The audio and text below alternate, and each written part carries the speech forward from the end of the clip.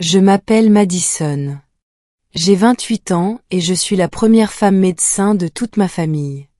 J'ai toujours cru que le jour où j'entendrais enfin quelqu'un prononcer « Docteur Madison » dans un microphone, mes parents seraient là, au premier rang, pleurant plus fort que n'importe qui d'autre. Je pensais qu'un diplôme, une toge et un mortier, et cette année à me tuer à la tâche pour ce rêve me rendrait enfin impossible à ignorer. J'avais tort. Ma mère n'a pas oublié ma remise de diplôme, elle l'a séché délibérément. Elle a choisi le barbecue dans le jardin de mon frère plutôt que de me regarder traverser la Seine pour mon doctorat. Et mon père, il m'a regardé droit dans les yeux via l'écran du téléphone ce matin-là et a dit « Ne sois pas mélodramatique.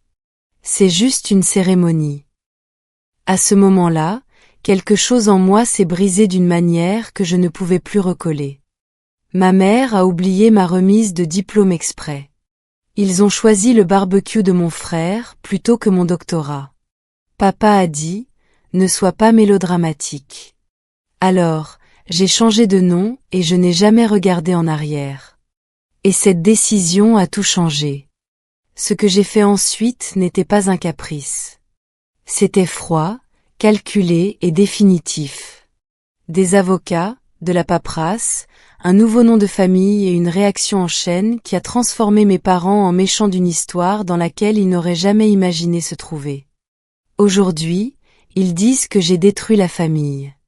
Mais quand ils riaient autour de burgers pendant que je traversais cette scène seule, ils ne se souciaient pas du fait qu'ils étaient en train de me détruire, moi. Avant que je ne vous raconte exactement ce que mon père a dit lors de cet appel, et comment le fait de partir et de changer de nom a fait exploser toute ma famille, dites-moi, quelle heure est-il chez vous, et d'où dans le monde regardez-vous ceci?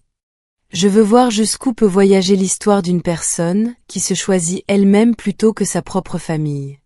Le matin de la remise des diplômes, je me suis réveillée avant mon réveil, le cœur battant comme si j'étais dans une course pour laquelle je ne m'étais pas entraînée. Pendant quelques secondes, je suis restée allongée dans la pénombre, fixant le plafond et laissant le silence prétendre que tout dans ma vie était normal. Puis la réalité m'a frappée. On y était. 7 ans sans sommeil, des dîners sortis de distributeurs automatiques, des crises de panique avant les examens et une remise en question constante de chaque choix de vie que j'avais fait. Tout cela était censé porter ses fruits aujourd'hui. Aujourd'hui était le jour où j'entendrais enfin quelqu'un dire « Docteur Madison Carter » à travers un micro dans une grande salle résonnante. Dans ma tête, j'avais rejoué ce moment 1000 fois. Chaque version comportait les mêmes détails. Ma mère au premier rang, le mascara coulant à force de pleurer. Mon père prenant beaucoup trop de photos avec son téléphone, zoomant trop près et coupant le haut de mon mortier. Tous deux se levant avant tout le monde à l'appel de mon nom, mon frère roulant des yeux et prétendant s'en ficher, tout en s'en vantant secrètement plus tard. Ce fantasme était mon carburant. Je m'y accrochais chaque fois que j'étais tellement épuisée que je n'y voyais plus clair. Je me disais, ils seront là quand ça comptera. Ils le doivent. Je me suis habillée lentement, presque rituellement. Douche, chemise repassée, la toge noire qui ressemblait encore à un costume. J'ai lissé des plis invisibles encore et encore, comme si je pouvais effacer des années passées à n'être qu'un bruit de fond dans ma propre famille. J'ai épinglé le mortier, ajusté le gland, puis j'ai pris du recul par rapport au miroir et j'ai essayé de me voir comme j'espérais que mes parents me verraient. La première médecin de la famille, celle qui a réussi, la preuve que tout leur sacrifice signifiait quelque chose. J'avais même passé un temps embarrassant à décorer le dessus de mon mortier avec de belles lettres blanches. Première médecin de la famille. C'était censé être mignon, un peu fier, un peu drôle. En le regardant ce matin-là, cela a soudain ressemblé à une question. Première médecin de la famille. La famille s'en soucie-t-elle seulement? Avant que je ne commence à broyer du noir, mon téléphone a vibré sur la table de nuit. Maman, indiquait l'écran. Un soulagement m'a envahi si vite que j'ai presque ri. Bien sûr qu'elle appelait. Bien sûr qu'ils étaient déjà dans la voiture, en train de se disputer pour le parking et de se plaindre des embouteillages. J'ai répondu avec un sourire déjà présent dans la voix. Et, vous êtes en route? Si vous êtes parti tôt, vous devriez encore avoir de bonnes places. Ma chérie, écoute. Sa voix a coupé la mienne, vive et trop légère, comme si elle était sur le point d'annuler un déjeuner. Pas un événement qui n'arrive qu'une fois dans une vie. On s'est trompé dans les dates. Mon cerveau s'est figé. Quoi? Le barbecue de ton frère, c'est aujourd'hui. Elle a continué précipitamment, comme si elle devait tout déballer avant que je ne puisse l'interrompre. On a déjà invité tout le monde. Il y a des tonnes de nourriture. Ton père fait mariner la viande depuis hier. C'est un grand événement pour lui et pour l'entreprise de ton frère, avec des clients qui viennent et tout ça. On ne peut pas simplement annuler. Ce serait impoli. J'ai fixé le mur pendant une seconde, sans savoir si j'avais réellement entendu ce que je pensais avoir entendu. Tu ne viens pas, ai-je dit lentement, à ma remise de diplôme de doctorat? Il y eut une pause. Puis elle a laissé échapper ce soupir que je ne connaissais que trop bien. Celui qui disait, tu rends les choses plus difficiles qu'elles ne devraient l'être. On se rattrapera, a-t-elle dit. On fera un beau dîner la semaine prochaine. On s'habillera bien. On prendra des photos avec ton diplôme. On les postera. C'est la même chose. De cette façon, ton frère ne perd pas la face devant ses clients. Ma main s'est crispée sur le téléphone. Ce n'est pas la même chose, ai-je dit. Ce n'est pas un événement aléatoire. J'ai travaillé 7 ans pour ça. 7 ans d'examen, de clinique, de stage, en vous voyant à peine. C'est le seul jour où vous êtes censé être là pour moi. J'ai entendu un remue-ménage étouffé, puis la voix de mon père en arrière-plan. Donne-moi le téléphone. Une seconde plus tard, il était en ligne. Madison, a-t-il dit avec ce ton calme et fatigué qu'il utilisait quand il pensait que je réagissais de manière excessive. Ne commence pas. Nous sommes fiers de toi, d'accord? Vraiment fiers, mais c'est juste une cérémonie. Ils disent ton nom, tout le monde applaudit, tu marches, et c'est fini. Tu as déjà accompli la partie difficile. Tu sais qu'on te soutient. Si vous me souteniez, ai-je dit doucement, vous seriez sur ces sièges. Il a laissé échapper un grognement frustré. Tu sais combien de travail a nécessité ce barbecue. Ton frère a construit tout son réseau autour d'événements comme celui-ci. Les gens nous attendent. On ne peut pas simplement les laisser tomber pour s'asseoir dans une foule et écouter une liste de noms que nous ne connaissons pas. Nous fêterons ça dignement la semaine prochaine. Ne sois pas mélodramatique. Elle était là. La phrase que j'avais entendue sous une forme ou une autre toute ma vie, ne sois pas mélodramatique. Dite quand ils étaient partis au milieu de ma pièce de théâtre à l'école. Dite quand ils avaient oublié de venir à la réunion parents-professeurs. Dite quand ils avaient séché ma remise de bourse parce que mon frère avait besoin de la voiture. C'était le pansement familial qu'il plaquait sur chaque blessure qu'il ne voulait pas regarder. Quelque chose en moi est devenu très, très calme. Ma toge et mon mortier étaient suspendus à la porte du placard derrière moi, en attente. Mon fantasme de les voir au premier rang s'est dissous si proprement que j'ai eu l'impression qu'il n'avait jamais été réel. D'accord, m'entendis-je dire. Ma voix semblait plate, étrangère. J'ai compris. Amusez-vous bien au barbecue. Ma mère a repris la ligne. Ne le dis pas sur ce ton. Nous allons fêter ça, tu verras. Envoie-nous beaucoup de photos, d'accord? Nous voulons te voir sur scène. J'ai raccroché avant de dire quelque chose que je ne pourrais pas retirer. Pendant 1 minute, je suis restée là, dans ma chambre silencieuse, le téléphone encore pressé contre l'oreille, écoutant la tonalité. J'ai pensé à ne pas y aller, à enlever la toge, à retourner me coucher et à laisser la journée s'écouler comme si c'était un simple mardi. Mais une pensée pire m'a traversée. Si je n'y allais pas, il dirait probablement à tout le monde que j'avais abandonné à la dernière minute, que j'étais trop émotive, trop fragile. Alors j'y suis allée. Je suis montée dans ma voiture. J'ai conduit jusqu'à l'université. Je me suis garée entre des monospaces décorés avec « Félicitations aux diplômés » écrit au savon sur les vitres. Des familles en sortaient, portant des fleurs, des ballons, des pancartes faites à la main. J'ai marché seule. À l'intérieur de la salle, le bruit était un mur. Des acclamations, des rires, des bébés qui pleurent, le boum-boum de l'orchestre jouant quelque chose d'énergique et d'espoir. Des rangées et des rangées de familles remplissaient les sièges. Les gens faisaient signe à leurs enfants en bas. J'ai trouvé ma place assignée dans la section des diplômés et je me suis assise. De chaque côté de moi, les chaises étaient marquées de petits panneaux « Réservés », là où mes parents étaient censés se trouver. Je les ai laissés là, je n'ai pas eu le courage de les arracher. Quand le doyen nous a demandé de nous lever et de nous tourner pour saluer nos familles, une mer de bras s'est levée. Les flashs des téléphones crépitaient. Les gens criaient des noms. Je me suis tournée avec tous les autres, j'ai fixé l'endroit où mes parents auraient dû être, et j'ai vu des inconnus. Un papa avec une casquette de baseball, une petite fille avec des couettes tenant une peluche. Un couple plus âgé se disputant au sujet de l'appareil photo. Personne qui m'appartenait. J'ai levé la main à moitié, puis je l'ai baissée.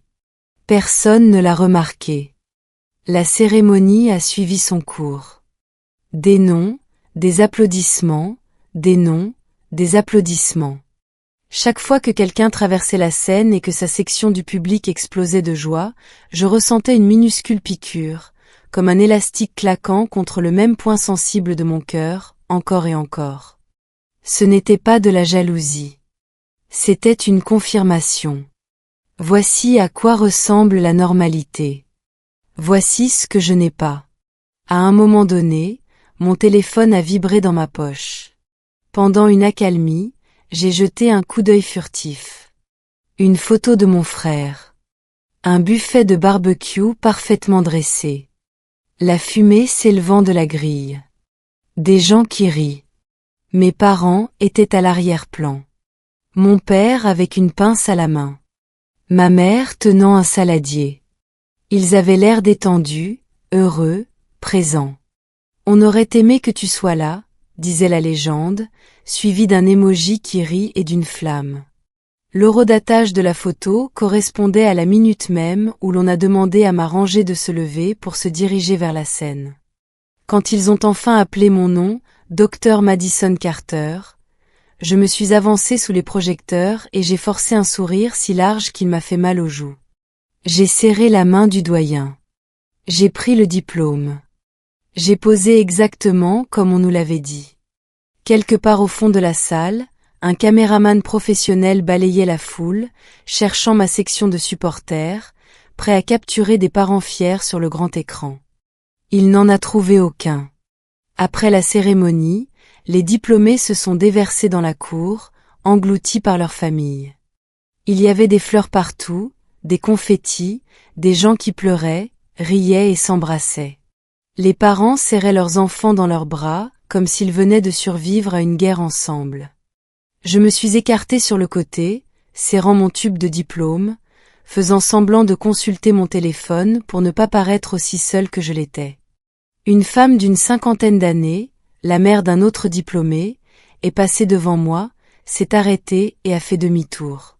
« Tu veux une photo, ma puce ?» a-t-elle demandé gentiment. « Je peux en prendre une de toi et de ta famille. » J'ai forcé un sourire. « Il n'y a que moi » ai-je dit en soulevant un peu le diplôme. Ma famille n'a pas pu venir. Son visage a changé. Une surprise, puis quelque chose qui ressemblait à de la pitié et de la colère mélangées. C'est leur perte, a-t-elle dit doucement. Laisse-moi en prendre une de toi quand même.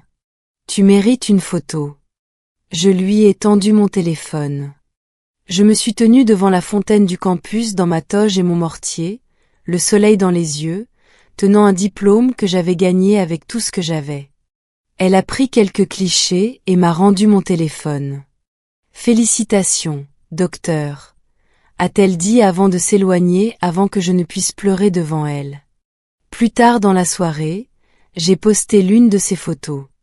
Pas de filtre, pas de légende sophistiquée, juste, premier médecin de la famille. Mes parents n'ont pas pu venir. Ils avaient un barbecue. J'ai regardé les « j'aime » et les commentaires arrivés. Des amis d'école, des camarades de classe, quelques professeurs, mais les seuls noms que je cherchais ne sont jamais apparus. Aucun, nous sommes si fiers de toi.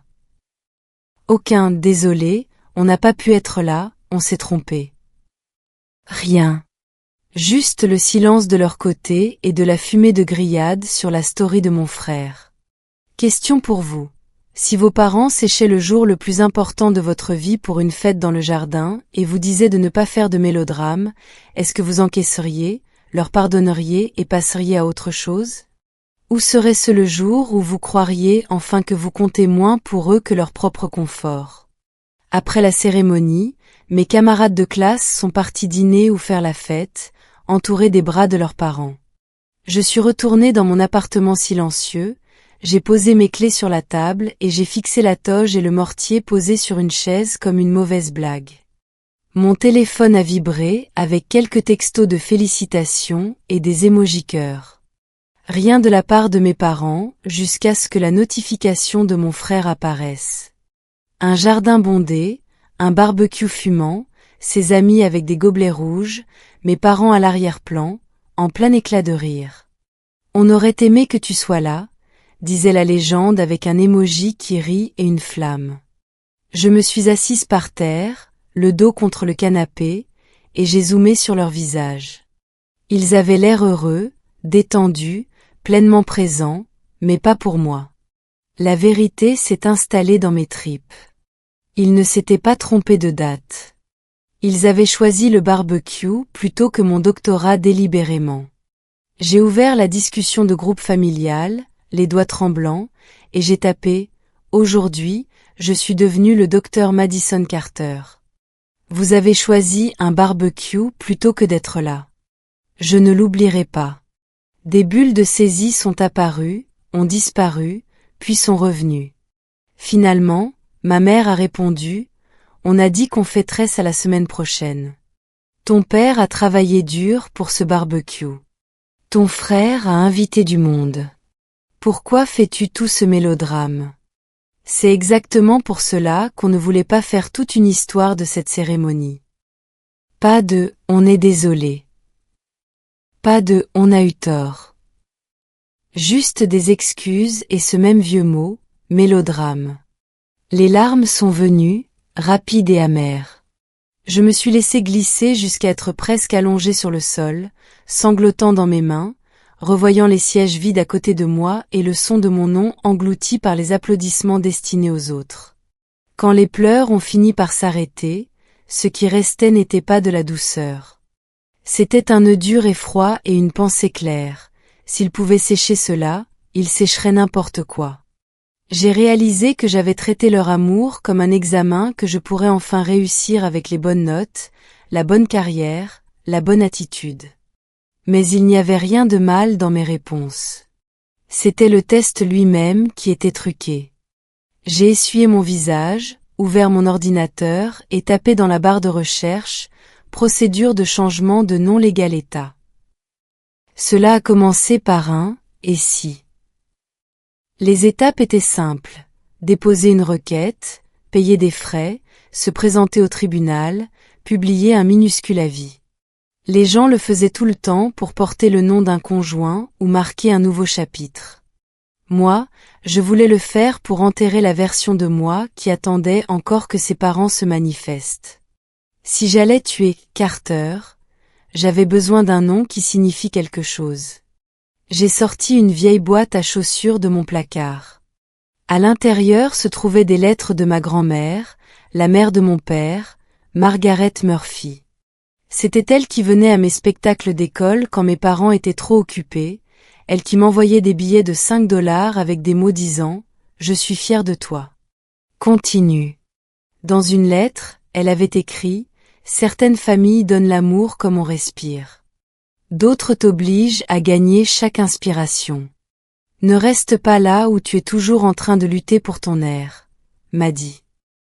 Après sa mort, plus personne n'a poussé mes parents à faire mieux. Les événements manqués se sont accumulés. Et « ne sois pas mélodramatique » est devenue la devise familiale chaque fois que j'étais blessée. J'ai tracé sa signature, Margaret Murphy, et j'ai dit le nom de famille à haute voix. Murphy. Cela n'avait pas le goût de l'abandon. Cela avait le goût de la seule personne qui m'avait jamais choisi en premier. Sur le formulaire de requête, j'ai tapé « Prénom, Madison, nom, Murphy ». Mes mains ont tremblé pendant quelques lignes, puis se sont stabilisées. Cela ressemblait moins à de la paperasse qu'à la signature de mes propres papiers d'adoption. Je ne faisais pas que les quitter. Je choisissais l'héritage que je voulais porter. Le lendemain matin, j'ai déposé les documents au palais de justice. Le greffier les a tamponnés sans un second regard. Pour elle, c'était la routine. Pour moi, c'était le moment où Carter était placé sous assistance respiratoire. Sur le chemin du retour, j'ai envoyé des lettres recommandées à mes parents. À compter de cette date, je serai légalement connu sous le nom de Dr Madison Murphy. Veuillez mettre à jour vos dossiers en conséquence. Pas d'explication, pas d'excuses. Ce soir-là, mon frère a appelé. « Qu'est-ce que tu fabriques, bordel ?» a-t-il hurlé. Maman est en plein délire. Papa dit que tu essaies de nous humilier. Tu changes de nom pour un barbecue? J'ai regardé sa photo de fête encore ouverte sur mon écran. Je ne fais pas ça pour un barbecue, ai-je dit. Je le fais pour toute une vie. Le barbecue n'était que la preuve finale. Il a ricané. Tu es folle, Madison. J'ai répondu sans hésiter, c'est Murphy. Et je ne suis pas folle, je renais sans vous. J'ai raccroché avant qu'il ne puisse répondre, les mains tremblantes d'adrénaline plutôt que de peur. Puis j'ai fait une dernière chose. Une amie du lycée suivait encore le compte Facebook familial partagé de mes parents, celui qu'ils utilisaient pour chaque publication de vacances parfaite. Avec son aide, j'ai obtenu un accès temporaire. J'ai ouvert l'album de cette journée, le barbecue de mon frère. Photo après photo de visages souriants et d'assiettes bien remplies. J'ai ajouté une photo de plus, mon portrait de diplômé seul en toge et mortier, debout devant la fontaine du campus sans famille à mes côtés, et j'ai changé la légende de l'album en 3 mots, mauvaise priorité documentée. Puis je me suis déconnecté et j'ai supprimé les identifiants. Ce n'était ni subtil ni poli, mais pour une fois, la vérité siégeait à côté de leur version des faits, là où tout le monde pouvait la voir. Cette nuit-là, fixant mon reflet dans la fenêtre sombre, je me suis demandé, s'ils ne sont pas venus pour ça, pourquoi viendraient-ils jamais? Le silence a répondu pour moi. À partir de ce jour, chaque fois que quelqu'un m'a traité de mélodramatique, je l'ai entendu comme le signe que ma vérité le mettait mal à l'aise, et non comme un ordre de me taire. Question pour vous. Si vous aviez la chance de sortir légalement et publiquement de l'histoire que votre famille a écrite pour vous, la saisiriez-vous pour renaître selon vos propres termes, ou resteriez-vous à lutter pour votre air dans un endroit où l'on ne vous a jamais vraiment vu?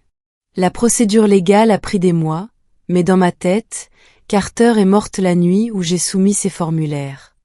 Pendant que la paperasse avançait lentement dans le système, j'ai commencé à vivre comme si Madison Murphy existait déjà.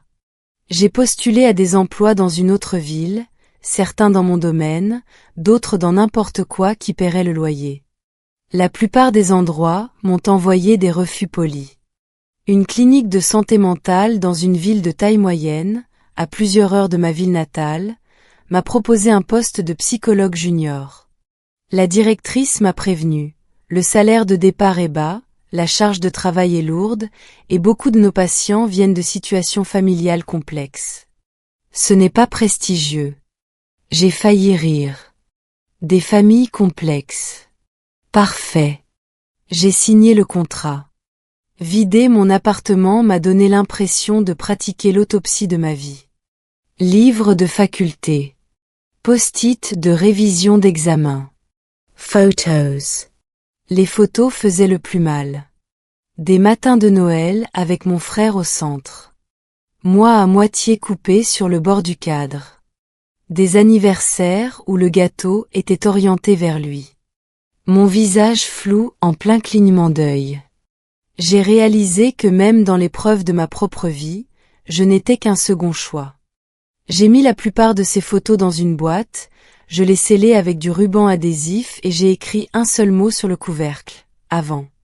Je l'ai laissé tout au fond du placard, comme un corps dans une fosse commune. Quand j'ai envoyé un email à mes parents pour leur dire que j'avais accepté un travail dans un autre état, je suis restée clinique. Je serai occupée par mon installation. J'ai besoin d'espace pour me concentrer sur ma carrière. Ma mère a répondu avec un emoji pouce levé et un « On viendra vous voir une fois que les choses se seront calmées ». Mon père n'a jamais répondu. Dans la nouvelle ville, personne ne savait qui j'étais auparavant. Lors de mon premier jour à la clinique, je me suis présentée à la réceptionniste en tant que Dr Madison Murphy, même si le tribunal n'avait pas encore apposé son tampon. Le nom sonnait bizarrement dans ma bouche pendant une demi-seconde, puis il s'est installé. C'était comme porter enfin des vêtements à ma taille. C'est là que j'ai rencontré Ava. Elle était la thérapeute senior assignée à ma supervision. Une femme de la fin de la trentaine aux yeux fatigués, à la langue acérée, et avec une façon d'écouter qui rendait le silence moins effrayant. Nous travaillions de longues heures ensemble, gérant les sessions de crise en tandem et remplissant des montagnes de paperasse. Une nuit, après une journée brutale avec un client dont la mère utilisait l'oubli d'événements importants comme une arme, Ava a jeté son stylo et a dit « C'est toujours pareil. Les parents jurent qu'ils ont fait de leur mieux. » Puis on voit les enfants assis là, à ramasser les morceaux que personne n'admet avoir laissés tomber. Quelque chose en moi s'est dénoué. Ouais, ai-je dit. Certains d'entre nous pourraient écrire un livre là-dessus. Elle m'a étudié un instant. On dirait que c'est l'expérience qui parle, pas la théorie. Alors je lui ai raconté. Pas tout d'un coup, pas chaque détail, mais assez. Le favoritisme, la façon dont mes réussites étaient traitées comme un bruit de fond, le barbecue, les sièges vides à ma remise de doctorat. Je lui ai montré la photo de remise des diplômes où j'étais seule et, côte à côte, une capture d'écran du barbecue de mon frère prise au même moment. Mon Dieu, a-t-elle murmuré. Ils ont vraiment choisi un grill plutôt qu'un doctorat. Sa question suivante a tout changé. Elle a demandé, qu'est-ce que tu vas faire de ça? J'ai cligné des yeux. Que veux-tu dire? Il y a une différence entre une histoire triste et une histoire de vengeance, a dit Ava. Dans une histoire triste, le personnage principal demande « Pourquoi m'ont-ils fait ça ?» Dans une histoire de vengeance, il demande « Qu'est-ce que je vais faire de ce qu'ils m'ont fait ?» Cette phrase s'est logée dans ma poitrine. Je suis rentrée chez moi ce soir-là et j'ai ouvert un blog vide sous un pseudonyme, Dr M. J'ai commencé à écrire sur la négligence familiale, les enfants prodiges et les frères et sœurs invisibles, les parents qui vous traitent de mélodramatiques quand vous pointez du doigt la blessure qu'ils vous ont infligée. Je n'utilisais ni nom ni lieu, mais les histoires étaient réelles. Un article en particulier a jailli de moi. Quand vos parents sèchent votre remise de diplôme pour un barbecue. J'ai décrit les chaises vides, l'appel téléphonique, la photo de la fête. J'ai terminé par « Certaines personnes diront que vous réagissez de manière excessive. Demandez-vous pourquoi elles sont plus contrariées par le fait que vous racontiez l'histoire que par le fait que l'histoire soit vraie. » Le blog était petit au début, une poignée de lecteurs le trouvant via des recherches nocturnes sur les familles toxiques. Puis un article a été partagé, puis un autre. Lentement, des commentaires ont commencé à apparaître. Cela m'est arrivé aussi. Je pensais que j'étais folle. Merci de l'avoir dit tout haut. Ma douleur n'était plus un secret. C'était un signal. Question pour vous.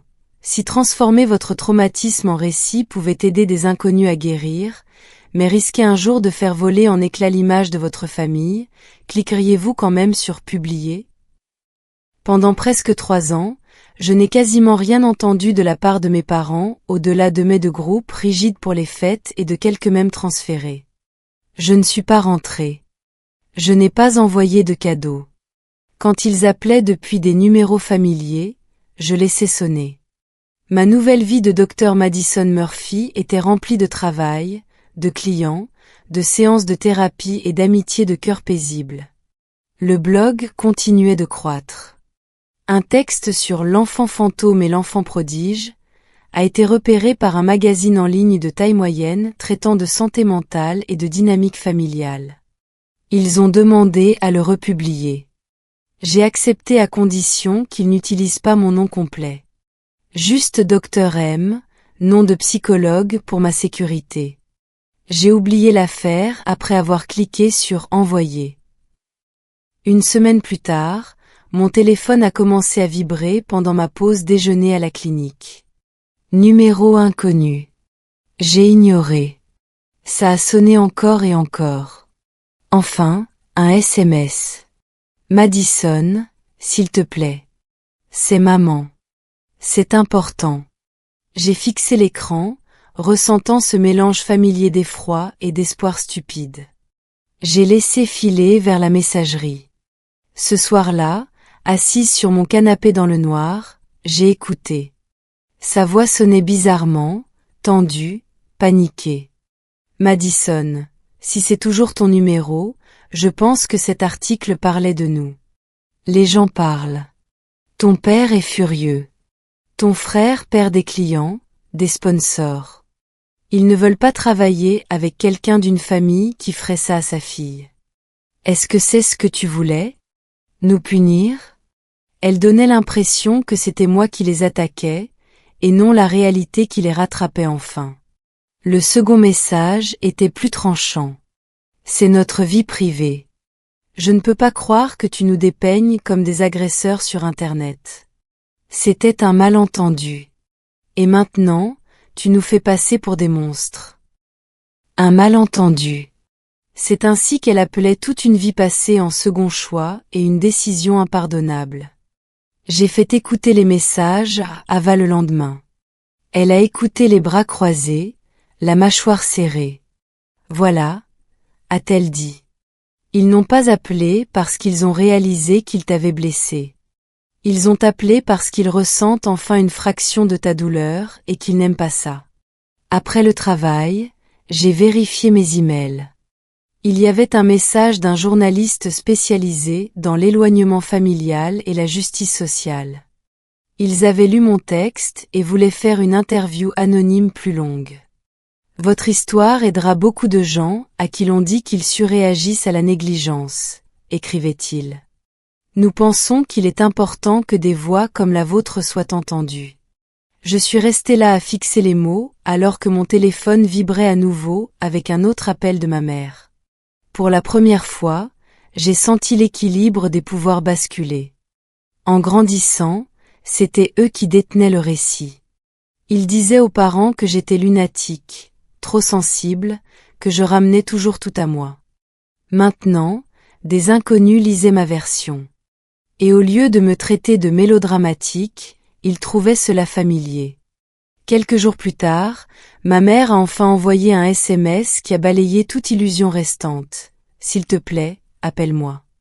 Nous sommes désespérés. Pas tu me manques. Pas je suis désolé. Juste, nous sommes désespérés. Parce que ma vérité leur coûtait de l'argent, leur réputation et l'image polie qu'ils s'étaient construite de famille idéale. Cette nuit-là, je me suis assise sur mon canapé, le téléphone dans une main, l'email du journaliste ouvert sur mon ordinateur. J'ai imaginé la version plus jeune de moi-même, à 16 ans, pleurant dans sa chambre après que ses parents soient partis tôt de sa remise de prix à l'école pour arriver à temps à l'événement de son frère. Si je réponds à cet appel pour apaiser mes parents maintenant, qui est-ce que je trahis le plus, eux ou elles? Ai-je chuchoté à la pièce vide, en m'adressant à cette jeune fille? Si je décroche, est-ce que je les sauve, ou est-ce que je t'abandonne toi, une fois de plus? Question pour vous. Quand quelqu'un ne vous contacte que parce que votre silence finit par lui coûter quelque chose de réel, mérite-t-il une autre chance ou simplement de subir les conséquences de ses actes? Finalement, j'ai rappelé, mais pas pour m'excuser. Si nous parlons, ai-je dit à ma mère, ce doit être en public. Un lieu neutre. Pas de cris, pas de faux semblants de type, c'était juste un malentendu. Vous dites la vérité ou il n'y a rien à dire. Elle a accepté instantanément, ce qui était presque suspect. Nous avons choisi un café à mi-chemin entre ma ville et la leur, un endroit bondé avec de grandes fenêtres et aucun endroit où se cacher. Quand je suis entrée, je les ai repérés immédiatement. Ma mère paraissait plus petite que dans mes souvenirs.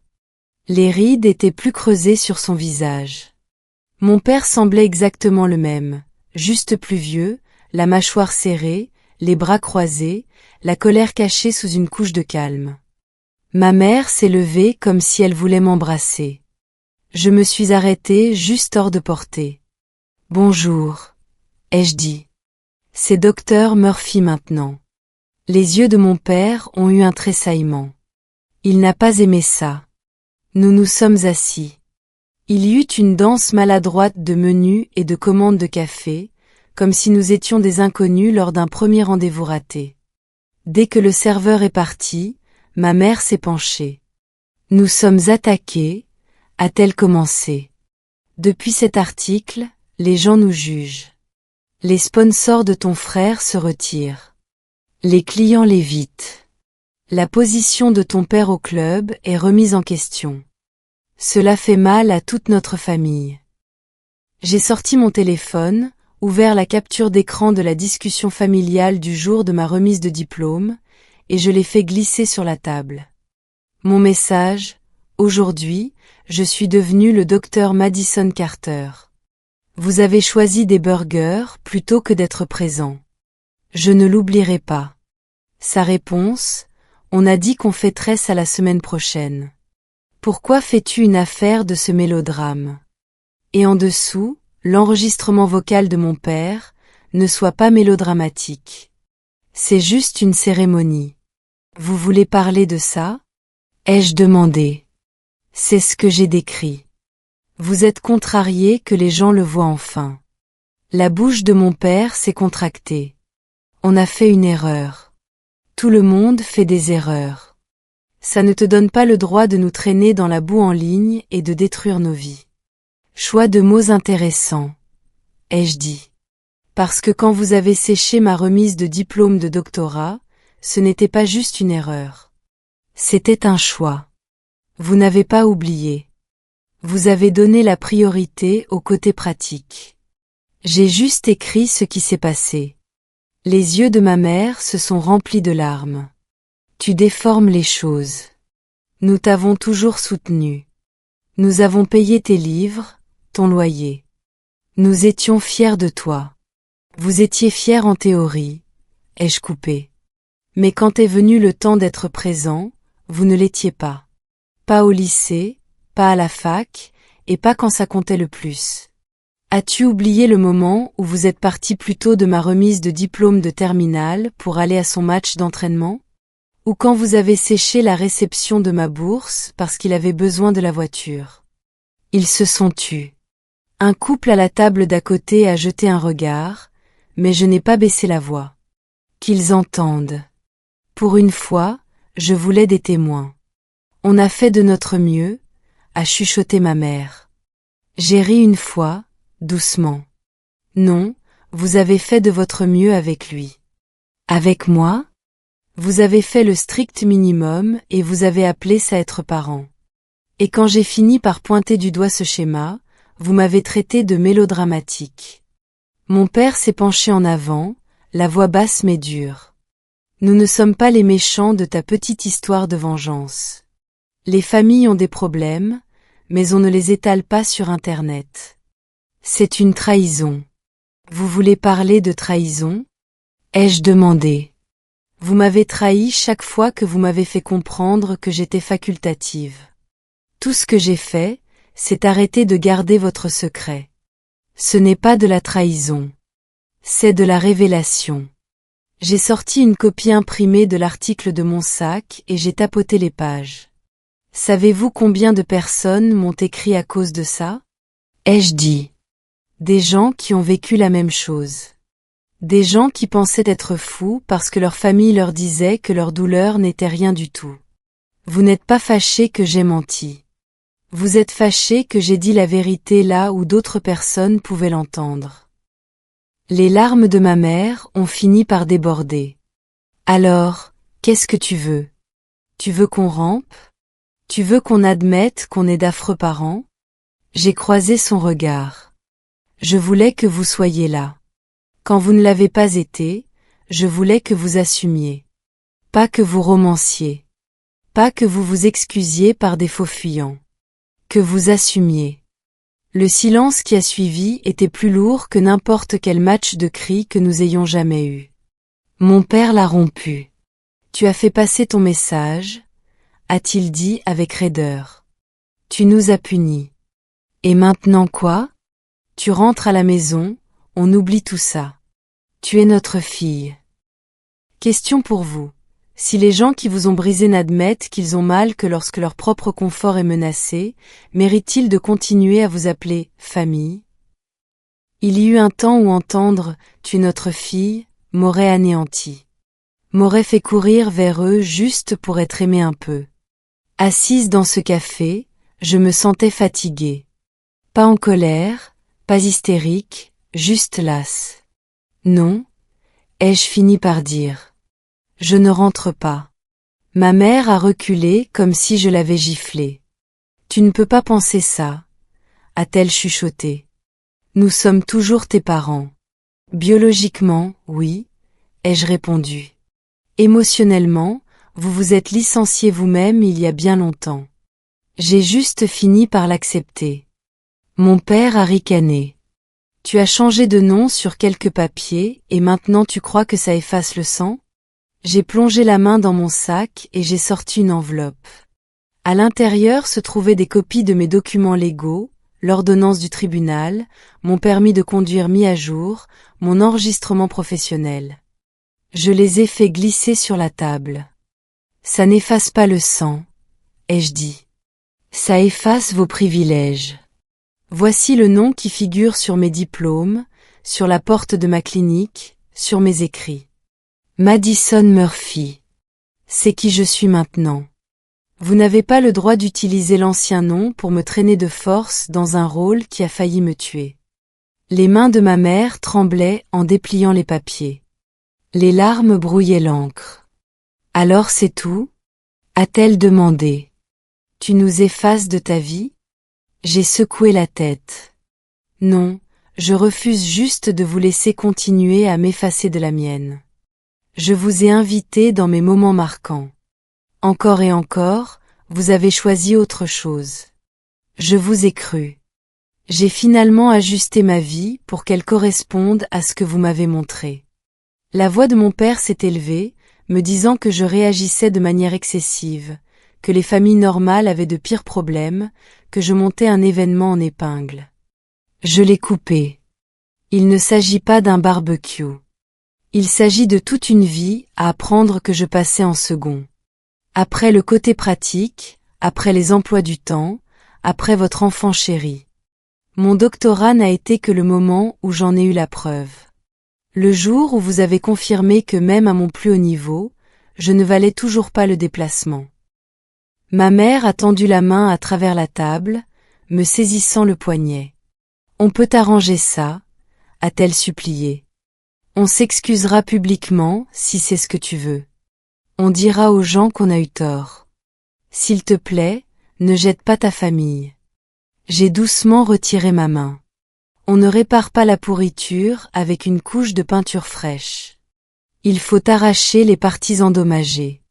Pour moi, cela signifie m'arracher à un système où je ne suis aimé que lorsque cela ne vous coûte rien. Je me suis levée, la chaise grinçant doucement. Désormais, Si quelqu'un vous interroge à mon sujet, dites la vérité. Dites-lui que vous aviez une fille qui est devenue la première médecin de la famille et que vous avez choisi un barbecue plutôt que sa remise de diplôme. Dites-lui que vous l'avez traité de mélodramatique. Dites-lui que vous ne l'avez recontacté que lorsque son histoire a commencé à vous coûter de l'argent et votre statut. Mon père m'a lancé un regard noir, les yeux féroces. Tu vas le regretter un jour, a-t-il sifflé. Je l'ai regardé et j'ai réalisé que le sort était rompu. Sa désapprobation ne me semblait plus être une condamnation à mort. Peut-être, ai-je dit. Mais je regrette déjà chaque année passée à mendier des miettes d'amour auprès de gens qui ne pouvaient pas prendre la peine de s'asseoir sur une chaise et d'applaudir. Je préfère regretter d'être parti plutôt que de regretter de ne jamais l'avoir fait. J'ai ramassé mon sac. La voix de ma mère s'est brisée derrière moi, prononçant mon ancien nom de famille comme une formule magique qui fonctionnait autrefois. Ça n'a pas marché. Je suis sortie du café, au soleil, et pour la première fois de ma vie, le mot égoïste n'a pas piqué. Il avait un goût de légitime défense. Dans les mois qui ont suivi, les textos sont arrivés par vagues. Colère, culpabilité, marchandage, nostalgie, puis finalement, le silence. Par des membres de la famille, j'ai appris que la réputation de mon frère en avait pris un coup, que mes parents se plaignaient d'être calomniés, mais sans jamais expliquer réellement ce qu'ils avaient fait. Ce n'est pas grave. Ma vengeance n'a jamais consisté à ce qu'ils admettent leur culpabilité. Ma vengeance était simple, je me suis retiré. J'ai construit une vie sous un nom qu'ils n'ont pas le droit de revendiquer. Mes patients me connaissent comme le médecin qui les croit. Mes amis me connaissent comme la femme qui sera présente parce qu'elle sait ce que ça fait quand les gens ne le sont pas. Ma famille de cœur sait que je ne choisirai jamais un barbecue plutôt que leurs étapes marquantes. Parfois, tard le soir, je pense à ce siège vide lors de ma remise de diplôme et aux chaises pleines à la fête de mon frère. Et je ressens quelque chose de proche de la paix, parce que je comprends enfin que le sang n'est pas un laissez-passer gratuit pour blesser quelqu'un sans conséquence. Le véritable rebondissement, ce n'est pas que j'ai changé de nom. C'est que j'ai cessé de croire que famille signifiait automatiquement foyer. Alors je vous laisse sur ceci. Quand les gens qui partagent votre sang vous traitent comme si vous étiez facultatif, est-ce que rester pour maintenir la paix est un acte de loyauté? Ou est-ce que partir est le tout premier acte d'amour que vous vous portez à vous-même?